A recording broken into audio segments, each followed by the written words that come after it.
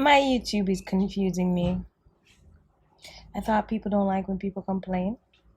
Worse, I don't think people like watching videos of people cry. But okay, so confusing. But anyways, I'm gonna make this video about why I'm not fucking waiting.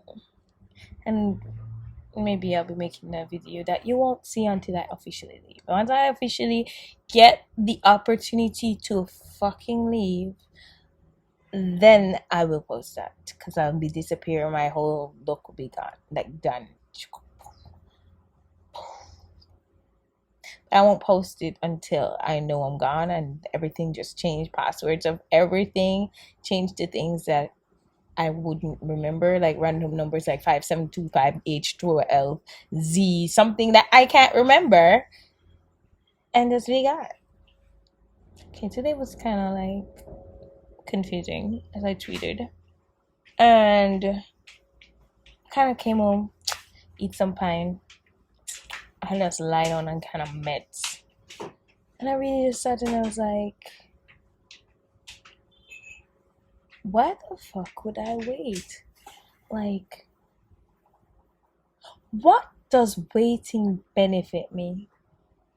When I'm not prepared to wait, as I have break it down, because God did not prepare me to wait.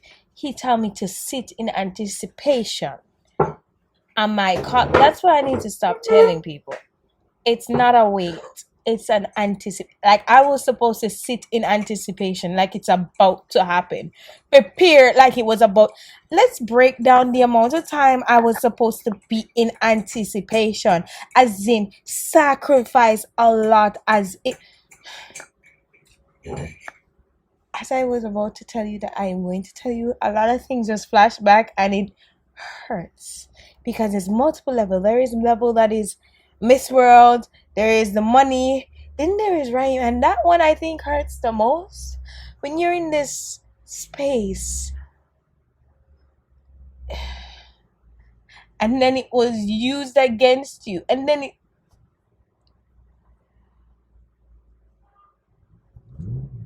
I'm tired. But let's bring some space of anticipation. Where God put me in a space of anticipate its arrival, not wait, anticipate. March 15, 2021, I was told to get my ass up and be in the clothes I put aside to wear in the airport. Take my packed luggage, like the ones you saw in the videos, rewind, that called Prepare for Promises, Now Problems. And take myself to my parents' living room and sit my ass down and wait. And then I was told while I was sitting there, because I'm like, God, what this don't make no sense. This is crazy. What's going to happen? I'm like sitting there. Then the Holy Spirit's like, do you trust me? Like, this is like 12 in the night. And I'm just like, because I wanted to sleep too. And he's like, no, stay awake. Like it's a constant constant fucking anticipation. And I remember sitting there in the middle of the night and I wanted to drop asleep and God's like, do you trust me? Stay there. Stay in the living room right there in the settee. Stay there. Don't go back to your room. Do not go back to your bedroom, taking you from there. Stay ready. As in stay in the clothes that at that time seemed so comfortable. But it became the worst thing ever. I'm trying to reflect back on all the things I said, so I'll go try to record and try to see, okay, what I may not supposed to share. But I feel like I'm supposed to share all of it. I'm tired. I'm annoyed. But I need to also add what I was discussing earlier too. So anyways, so imagine being told to be that ready. Then for months, I had to be kind of that ready or try to emulate that kind of readiness. And then when I came here to emulate that faith and readiness, because that's why I'm not calling it wait. I'm not calling this a wait no more. I shouldn't have. A fault of mine. Sorry. I had to make sure I make the space. Stay ready type of. My bags were packed. Every time I'm going into the town, I have my bag, take up some with passport, laptop, everything in there like I'm ready to jump on a plane. As in plane ready. As in because God was like giving me this inspiration like I'm gonna take like jump on a plane, a jet, maybe a private jet quickly.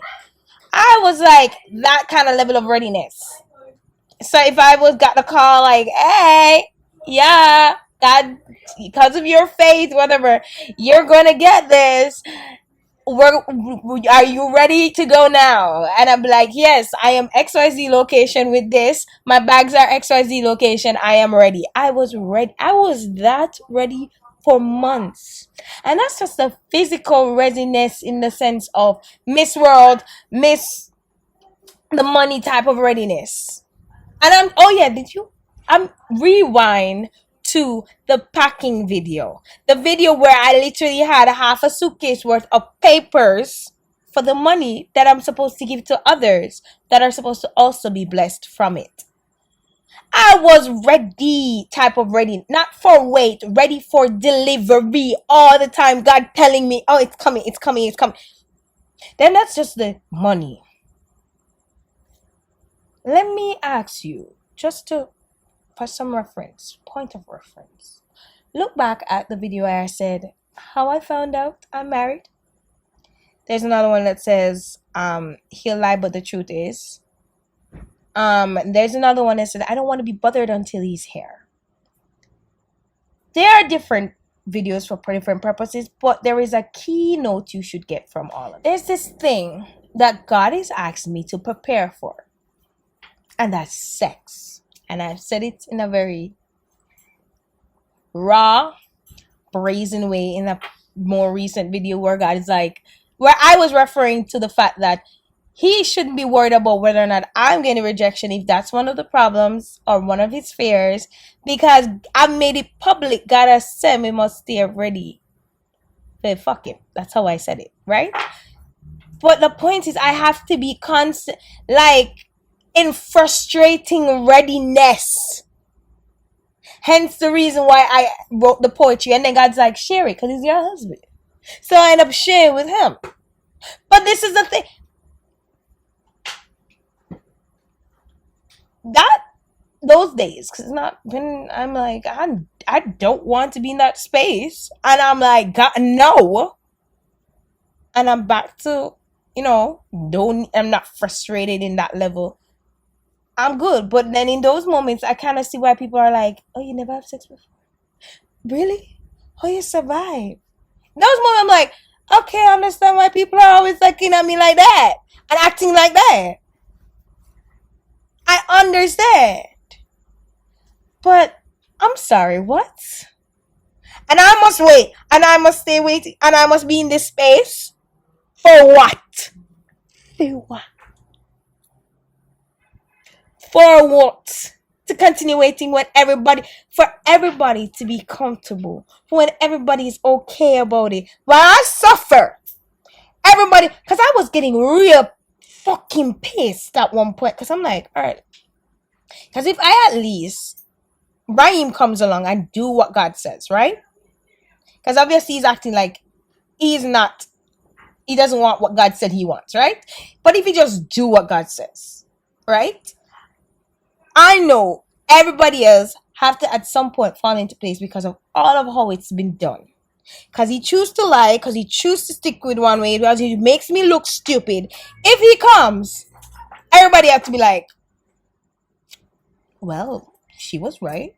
Because maybe God. So, the pastor have to fix up at some point. And then Miss World, they're like, all right, this could benefit us. Am I wrong? Am I wrong? No. But I remember being so fucking pissed. Because these people know that I'm not a person that is not kind or considerate of people. But I was so fucking pissed because God is giving me in that space. I must be ready. I must be ready. And I know in their mind, they're like, me have exam, me have school, me have this, we have to teach. Now deal with Daniel drama. Daniel drama can. It's not about Daniel drama.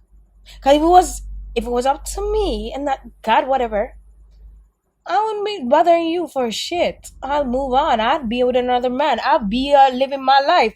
I'll be what I'll be breaking down soon. The fuck me waiting on you for what? You say you don't want me. You say you want somebody else. Bah. But you know what I'm saying is right, and you want to wait till things are coming. And I knew he wasn't going to do shit, as in whether or not they'll break up together or whatever, till him done school. So when me know in May, when exam done, him knows at home and he no have to not busy that he can put aside what's happening and now he has to face the problems. It bothers him, and that's why he showed up when the relationship eventually ended. Then he had to face everything. He showed up, and that pissed me the fuck off. I was like, fine, let me be patient and wait. And still he come with the fuckery. Or let's redirect this to the pastor, where he has to find some justification. And right now, me not gonna make myself look perfect no more. Because I was like, let me jump into this hoop, jump into that hoop. Let's do what God said in regards to prove to this. Because for me to rebaptize was one another thing that God told me that the pastor wanted that as proof. Got that? Nothing. Then God was like, all right, let's do something else to give another confirmation. I was to raise my hand and I was raising my hand. Ignore the hairy armpits. I am human. I had to raise my hand for. I was doing that for days. And was that enough? No. I ended up going to a mental hospital for 7 days. Come out. Prove that I'm not mentally ill. Nothing. I'm pretty sure that was around the time where God's like, he's not comfortable giving you the funds by yourself because you're one person and God does not give, does not, where the Bible says, it's not good for man to be alone. But he's not honest, and God already have that set. Trust God. You don't need justification. Trust God. God already have that set up. And I was willing to work with God. But he need me to jump. I ain't jumping through no more fucking hoops. And if that means I have to stop swearing, you're fucking lucky. I'm getting cussing from somebody else, but I really don't fucking care. I will be more calmer or lower with it, but I'm not coming down with the swearing because I am tired of jumping through fucking hoops to prove to everybody else that God is guiding me. When you to get some justification for other people that God is saying this, that God is guaranteeing this. Ono can't pray it too. Ono can't get it too. And I'm pretty sure it's in your face and you are choosing to ignore. And I've had enough. And you know what else? I do not like this space. I do not like this space. Before I go into my frustration with this space, I'm going to appreciate the people that have been here for me. Like, this is the worst will cost me out to do swearing. I'm sorry. But she's been OG. I'm going to call out Dave and say, I appreciate what you've done. They still don't like the fuckery that happened, but I appreciate. I appreciate the people that I see almost every day when I go wherever I normally go. They make sure I'm good. Like, for example, a cake sale coming up, and I know I'll be like, I can't afford it. I'm not even going to think about it. I'm not going to be like, oh, I love a red velvet. Oh, I love a this. Oh, I love a cheesecake. Nah, I'm just like, I don't have the money. I'm not look that. I'm not going to make it bother me. I'm not going to make it feel like a FOMO and make my life. No. I know I can't get you. I was like, so I go, move on. But these are people who are like, no. I'm going to make sure you got. Not going to leave you old. Make sure they got something. I'm got too. I'm no food. They make sure food. So when I tweeted this and people were like, oh, you're lying or being crazy or whatever. No. When I tweet that I sometimes wear heels and I'm hungry, it's the truth. But these people make sure I'm not. God is using them and they are amazing. And I love them. So let's make clear. I have been provided for and God provide, but I do not fucking like this space. I'm a person that likes to give. I am not against receiving, but I do not like to be at the mercy of others. Let's put it that way.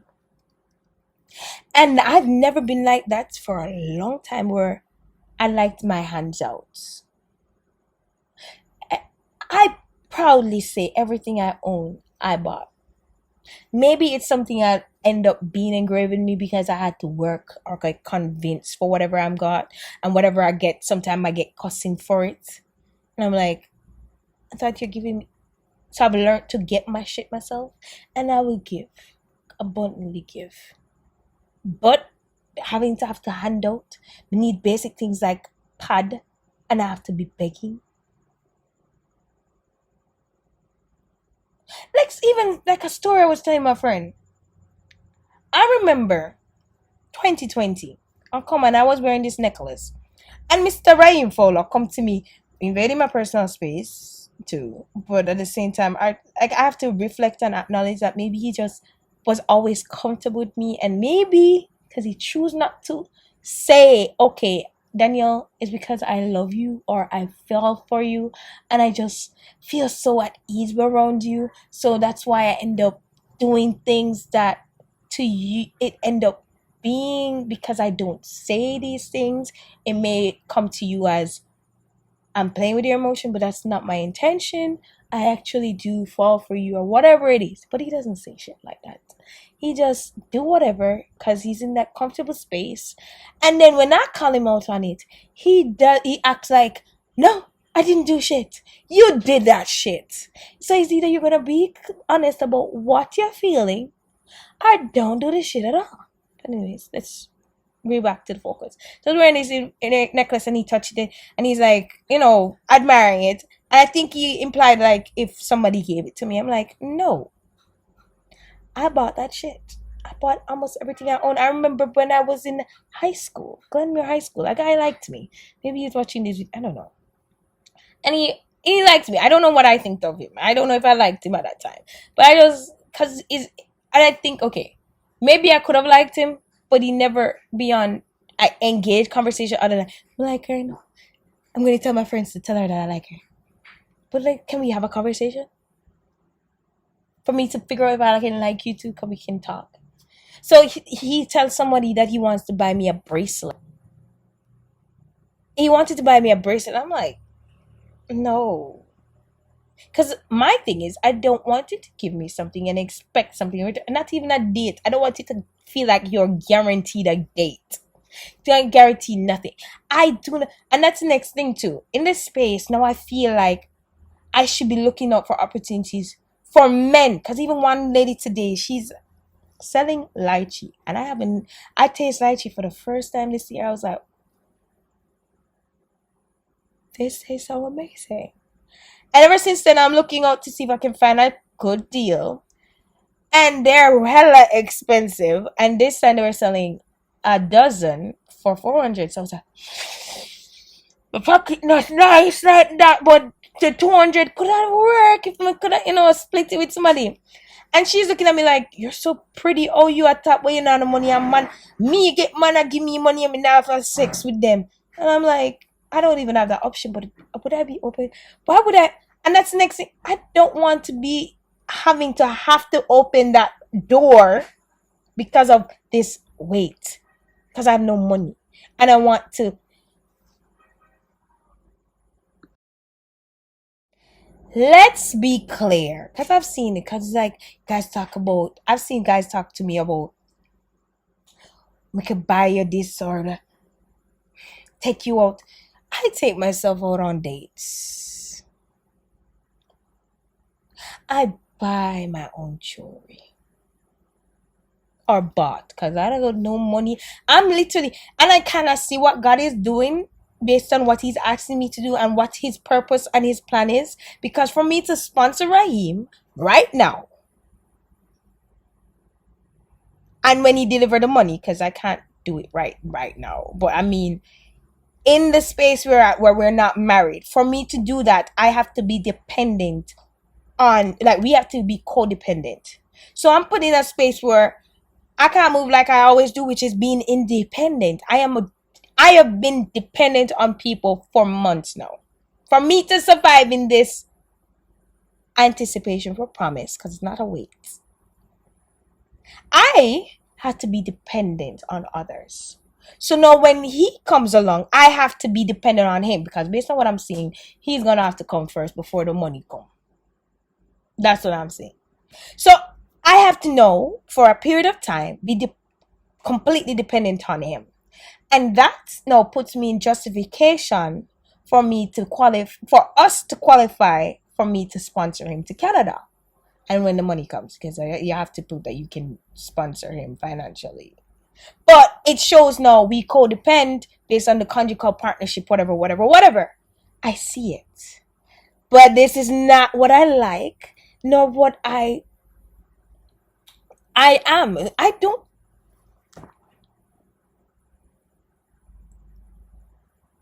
I am not comfortable. And maybe God is breaking that too in the back. I don't think he is completely against some of the independence, because you are two human beings. When you become one, you're still one, unique to yourself and wants and needs and your pathway. He's one, unique to himself, unique to his path and his pathway, coming together to make a union. So the independence in the sense of knowing who I am is not a bad thing. But the over independence, maybe he's trying to break that out. And I'm not I get it. But it's getting ridiculous. Like, I do not want to be in a space where I'm like, one time a man, okay, and I noticed this is a very flirty man. And I've been avoiding certain conversation or him getting comfortable that he can think he can flirt with me too. He walk one time and say, here. Like, I'm passing and say, walk one. Because I'm pleasant, I'm respectful. I'm not going to disrespect you until you cross certain lines. I'm going to be like, nigga, don't you ever try that again. Or don't touch me or I'll knock you out. So I was walking and I just like morning, evening acknowledgement. And he's like, here. He gave me $200. I was like, I was a little stumped as well as in need. So I was like, sure. And God never reprimanded me, but it's just, I still never felt comfortable because that's not who I am. And that's not and then I'm in this space where this is where I feel I have to do. So I do not like this. I do not like this. This is another reason why I do not like this, is the liberty that men might feel. You give this, they expect. And then if I know, because there are people telling me, you know what, you have to know if finesse, you have to finesse, make them in your mouth the man and then run him away. Some of those men may not be good with when you run them away. You might wake up with a gun to your head, shut out your blood. I was going to go another. I think that one was just unnecessary bad word. But it will shut you up, kill you. And don't tell me you haven't heard stories about that. Where this lady was, entertaining this person. They think they have a future with the person, not understanding this is a sugar daddy type of thing, but without sex or anything on their side but their acknowledgement. And then boom. And then, like, it's one thing if I have the options and I've been turning them down. I haven't. Because most of them look at me and they're like, a wife. Which I respect. I respect that you respect me enough to make me wife. In your eyes. I'm glad a lot of men see where I am, like, I'm not studying, and can see that I am wife, even if it's not yours. I am a wife. So they acknowledge that. But if now the opportunity is going to come where and they're going to start, I don't feel, that's another reason why I am not waiting. I am done with this motherfucking blasted fucking wait. I am fucking done with it. And if it's not that God, I got deliver the money. And the man, if he marry, if God not deliver this, I am already setting up myself to take on myself and disappear because me can't bother with people that come to me and ask, well, I just sure it's got a and all the things that I went through. Because, bruh, for that to tell a young lady to leave her, mind you, maybe they weren't supposed to be, well, God said it. Point is, I had to do a lot of foolishness, but it's not even just the foolishness I had to do in faith, and it's not foolishness when it comes down to things. But the point is, it's not just the amount of things I have to do. The space that it put me in, making me look hella obsessed, have made my options for good men. Cause the good men not go tolerate this. But I had to shove them aside, and if I know, say, I'm done with this whole weight thing, and try to approach them as I've explained, they're not going to entertain me, or it's going to be problems. And then if no, I continue the way I am, trying to find a good man, and they're like, oh, what's your Instagram? And they see Mrs. Fowler on one of the posts, because I'm unapologetic for what I did. Or they're, even if I don't show them my post and they're talking to me, and then somebody start up a conversation, or they find my YouTube and they see all of this, then they become this whole thing, and then insecurity, and I have to be convincing. Hell no. Then, if it's not that, because of what I've heard, and maybe because of what I put him through, in my head might chip, because him head can't chip. The whole family head can't chip. And if me knows, because they will lie and they'll be whatever they're doing now. And now if I know parader man who decides to whatever, because I'm not even just hypothetical. Maybe that's why God allowed that situation to happen. I remember when I was done, and I tweeted about done with this thing, and I'm just waiting for opportunity to just be done. And I decided to entertain.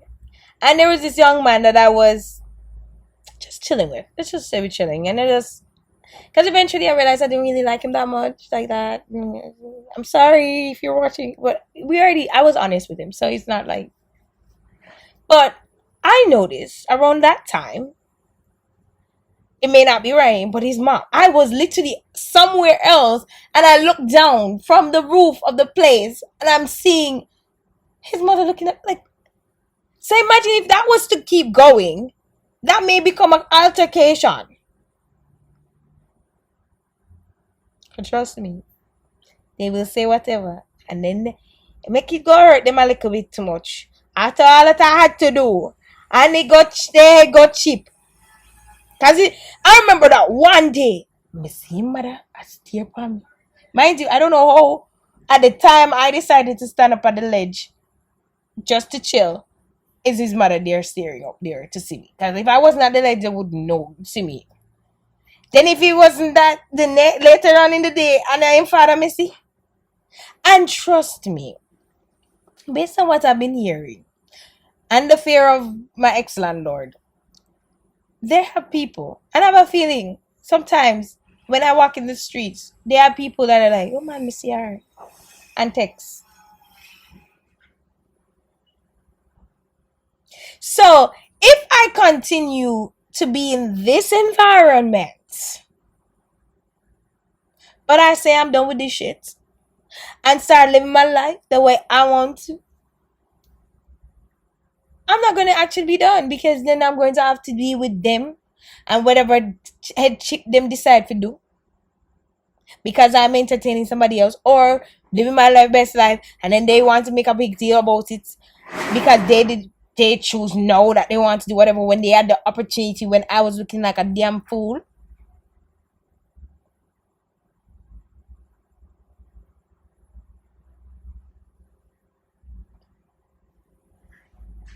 No, sir. No, ma'am.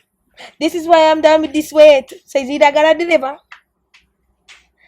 I mean, disappear. And disappear. You're not going nowhere. I am. And when I'm done disappear, my social media is just done. And as I said, I might make a post where I'm like, hello, I am fine. And if I'm not fine, wherever I am, that's where I'm supposed to be. And wherever I am buried, I am buried. Love me.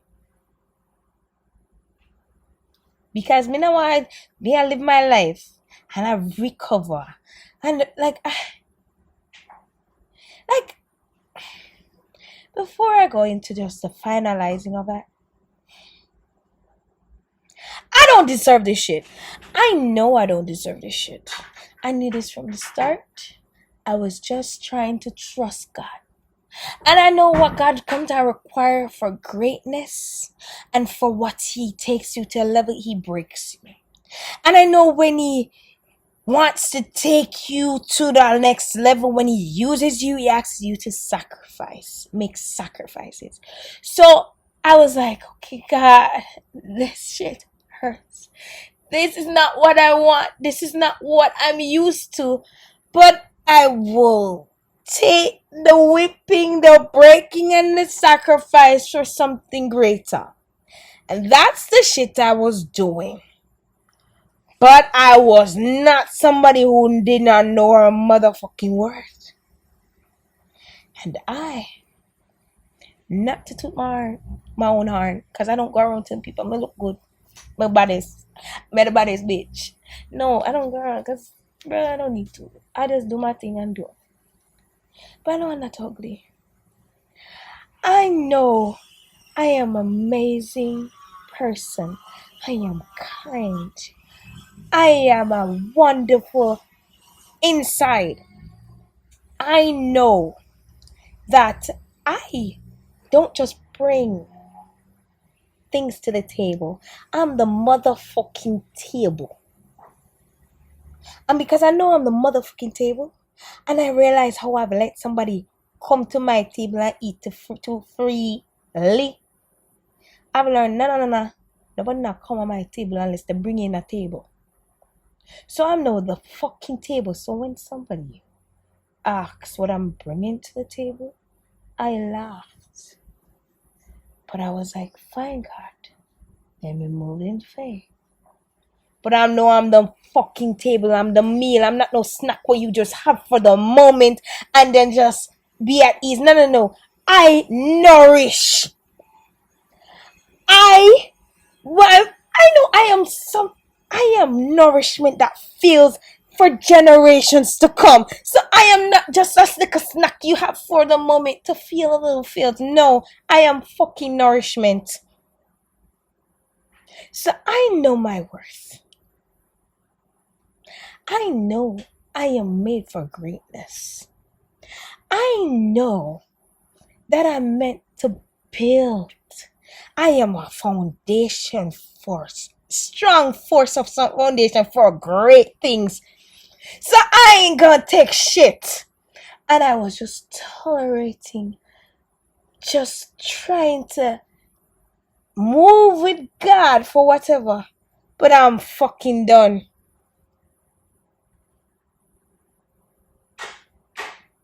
I know. I never settled before. I ain't settling to wait for no shit to be placed in this abusive environment. I didn't stay in this environment for any longer. God said, so fucking deliver, God. I have a problem with me swearing, especially when I'm talking to God. God don't have a problem. You have a problem, take that somewhere else. God don't have a problem. I'm real with God. And God like that. So where the fucking problem? Where the fucking delivery there? Oh, is them I give the problem. So you deliver? Yes, there's times I get pissed at God. But I start realizing this is not a God problem. This is a people problem. And as people always like, if God is so good, why He created the world so wicked? He didn't create people. You have choice. You have free choice. Like the people in the world, they have free choice. Like the motherfucker come at the building where I am always at and sit down and do nothing and decide to make other things a problem. See, because I am working or I have shit to do and I've decided not to be tolerating foolishness for I'm not going to be pushing myself because I'm tired of looking like something I'm not. I am tired. And if God has said He want this from a long time, put some fucking effort. So If he opened his motherfucking mouth, fine, I'll have the conversation. But he chose not to. He chose to sit there. Despite God saying, I feel. I preserved her. I made her look foolish for you. He chose. Like the pastor. From the moment, because I remember like the Holy Spirit just revealing a lot of things. I shared that I know the first time I shared that God said $1 million, I think they were like, Amen. But I feel like a couple weeks later, God's like, hello, you're the person going to deliver it to her. They're like, then when I moved into my car and I shared the story with them, they're like, no, this is not even God. This is some crazy, no, stop this. I may say crazy faith, but don't be crazy. Don't actually be crazy. I'm pretty sure that was the reaction. This is what God revealed to me. And I think not until after going to my car, that God revealed to him that he's supposed to deliver. I didn't reveal to him. I think God revealed it before, and I confirmed it months after. Okay? And God revealed to me that their reaction was, after God was like, oh yeah, you are deliver the money. His reaction was more like, well, you're gonna have to wait. He chose to do that. Instead of like, well, I don't know what God is doing. Let's see what God is doing. All right. God said, here you go. Let's see where this goes. What is God doing? Oh, this is crazy, but okay, $10 million. No. You're going to have to wait. You're going to have to put in some sacrifices. And I did. I sacrificed. And you know what else? Nah, that's not hard. No, you didn't sacrifice. No, you didn't do it enough. You didn't obey enough. You didn't do enough. I'm tired of not being enough or doing enough.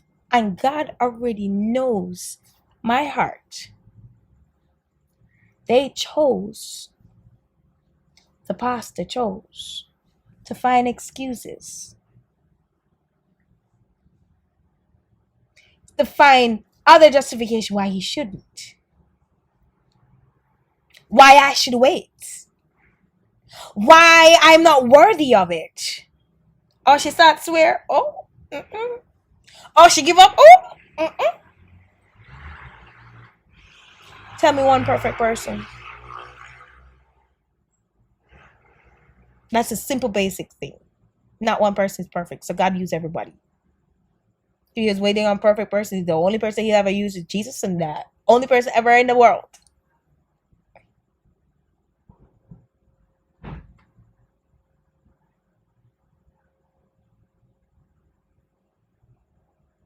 And you know, I was like praying to just remove the swearing, and I think God is like, no, I need it for a purpose. I think that's it. So as I was saying, these individuals choose. And so I choose not to wait. This was never a wait in the first place. So I choose to either accept delivery if it's being delivered now, or I'm fucking gone.